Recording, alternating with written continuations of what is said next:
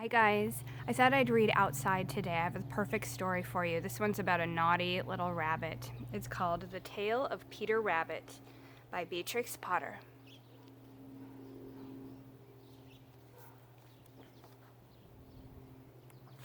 The Tale of Peter Rabbit by Beatrix Potter.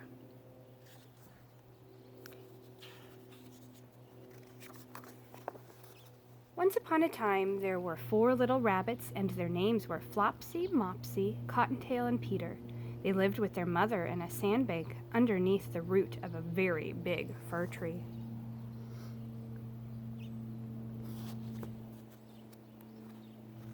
"Now, my dears," said old Mrs. Rabbit one morning, "you may go into the fields or down the lane, but don't go into Mr. McGregor's garden. Your father had an accident there. He was put in a pie by Mrs. McGregor. Now run along and don't get into mischief. I'm going out." Then old Mrs. Rabbit took a basket and her umbrella and went through the woods to the baker's. She bought a loaf of brown bread and 5 currant buns.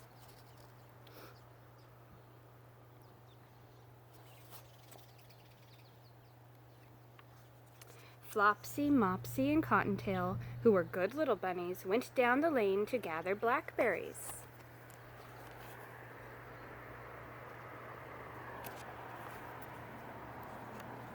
But Peter, who was very naughty, ran straight away to Mr. McGregor's garden and squeezed under the gate. First he ate some lettuce and some French beans, and then he ate some radishes. And then, feeling rather sick, he went to look for some parsley.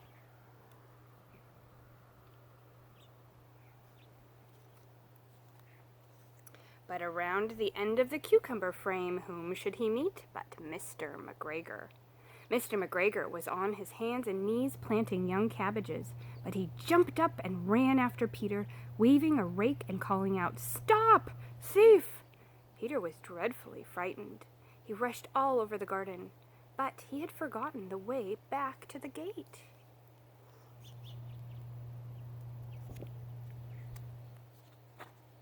He lost one of his shoes among the cabbages, and the other shoe among the potatoes. After losing them, he ran on 4 legs and went faster, so that he might have gotten away if he had not, unfortunately, run into a gooseberry net and got caught by the large buttons on his jacket. It was a blue jacket with brass buttons, quite new. Peter gave himself up for lost and shed big tears. But his sobs were overheard by some friendly sparrows, who flew to him in great excitement and begged him to try to free himself.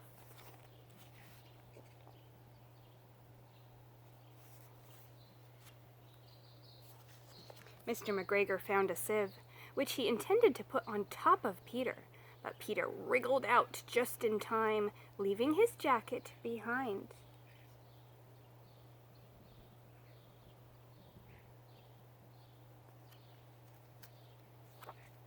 Peter rushed into the tool shed and jumped into a watering can. It would have been a beautiful thing to hide in if it had not had so much water in it. Mr. McGregor was quite sure that Peter was somewhere in the tool shed, perhaps hidden underneath a flower pot. He began to turn them over carefully, looking under each. Suddenly, Peter sneezed. Achoo!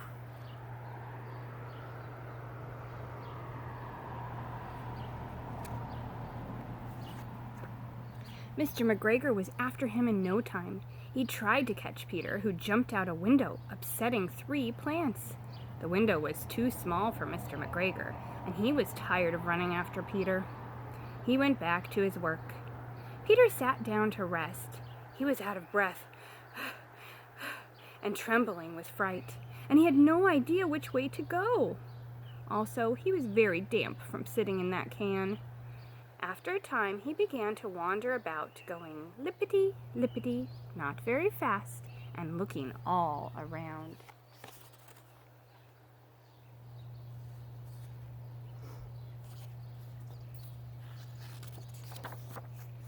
He found a door in a wall, but it was locked, and there was no room for a fat little rabbit to squeeze underneath. An old mouse was running in and out over the stone doorstep, carrying peas and beans to her family in the woods. Peter asked her the way to the gate, but she had such a large pea in her mouth that she could not answer. She only shook her head at him. Peter began to cry. Then he tried to find his way straight across the garden, but he became more and more puzzled. Presently, he came to a pond. A white cat was staring at some goldfish. She sat very, very still, but now and then the tip of her tail twitched as if it was alive. Peter thought it best to go away without speaking to her. He had heard about cats from his cousin, the little Benjamin Bunny.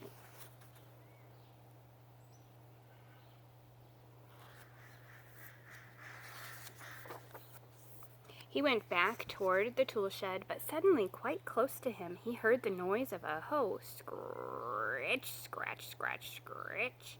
Peter scuttered underneath the bushes, but soon as nothing happened, he came out and climbed upon a wheelbarrow and peeped over. The first thing he saw was Mr. McGregor hoeing onions. His back was turned toward Peter, and beyond him was the gate.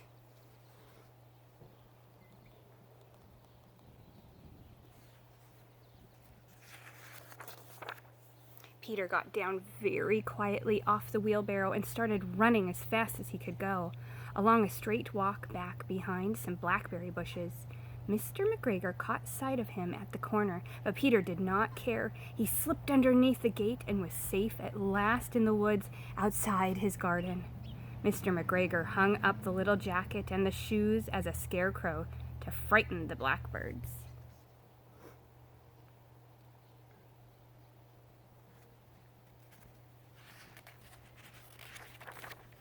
Peter never stopped running or looking behind him until he got home to the big fir tree. He was so tired that he flopped down upon the nice soft sand on the floor of the rabbit hole and shut his eyes. His mother was busy cooking. She wondered what he had done with his clothes. It was the second little jacket and pair of shoes that Peter had lost in 2 weeks.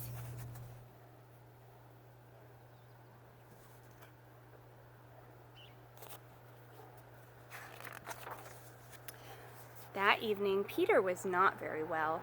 His mother put him to bed and made some chamomile tea. She gave a dose to Peter. 1 tablespoonful to be taken at bedtime, she said. But Flopsy, Mopsy, and Cottontail had bread and milk and blackberries for supper.